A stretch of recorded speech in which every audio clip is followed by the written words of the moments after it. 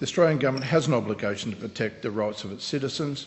I therefore urge the Government to pressure the Vietnamese authorities to expedite this case and call for Mr Chau's unconditional release.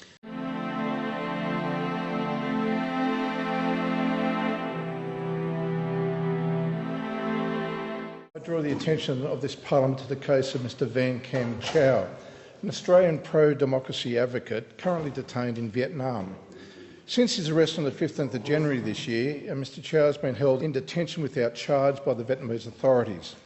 Mr Chau is being investigated for his activities against the Vietnamese Communist Party, including, as I understand it, an attempt to overthrow the government. Vietnam is one of the most prolific jailers of peaceful activists in the region. Basic civil rights, including the freedom of expression, association and peaceful assembly, are severely restricted. Communist Party courts have issued increasingly harsh prison sentences for activists convicted on vague national security charges. Australia needs to do everything in our power to ensure that an Australian citizen is not subject to the impulses of a government widely known for severely punishing people who dare to criticise its rule. This case must be expedited, and Australia should demand the release of Mr Chau from indefinite detention without charge in Vietnam.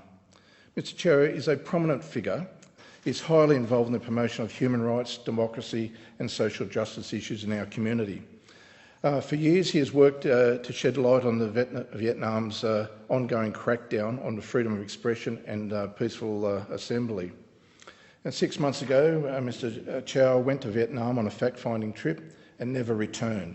Since his arrest, he has only been allowed monthly consular visits and which have now been monitored by the Vietnamese authorities, restricting his ability to talk freely.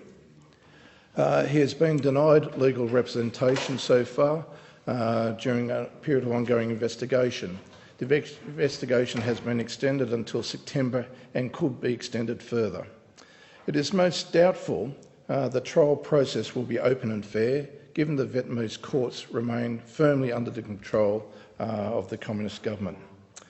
I have met with Mr Chau's wife and 2 sons, who are deeply depressed over his unknown fate. They are increasingly concerned about his mental and physical well-being.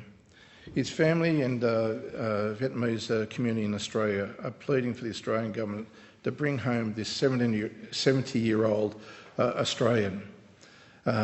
This is a man of good repute, a man who has contributed to our society, a person who came to this country as a boat person some 30 years ago. The Australian Government has an obligation to protect the rights of its citizens. I therefore urge the Government to pressure the Vietnamese authorities to expedite this case and call for Mr Chau's unconditional release.